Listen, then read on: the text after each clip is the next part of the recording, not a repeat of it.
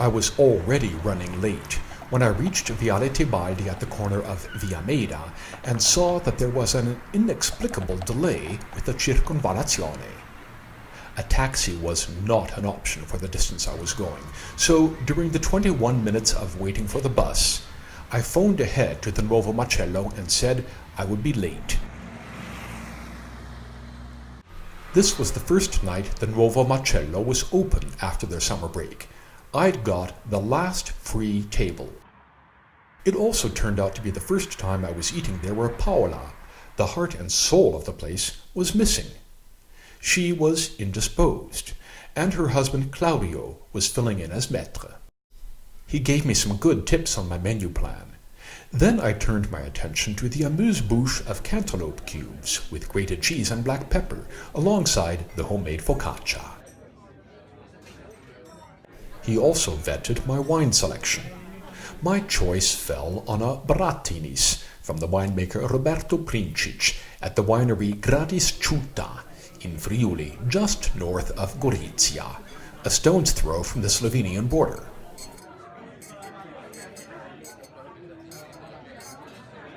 A Ribolla Gialla Chardonnay Sauvignon Blanc cuvée, it ended up being a great accompaniment to my mostly fish and seafood menu.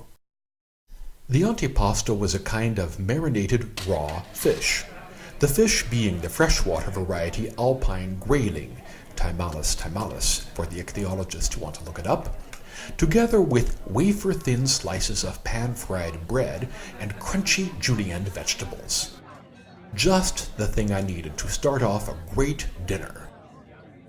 I've had several excellent risottos over the years at Nuovo Macello, and this one easily held its own among the standouts. If you've ever had a risotto with pink tropea onions, candied lemon, and a sprinkling of nigella, you can understand why I was so enthusiastic. I get addiction surges with risottos, and this one, which was both delicate and assertive, had me using a lot of discipline to resist licking the plate.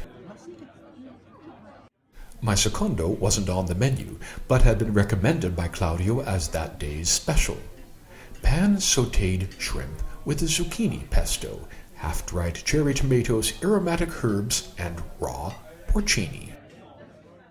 Its presentation was beautiful in every respect, but the taste was even better, with carefully balanced textures. A dish I would love to have more often.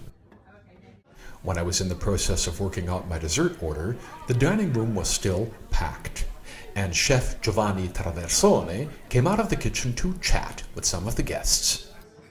Eventually, my dessert choice became clear, but waitress Romina brought me a second dessert too.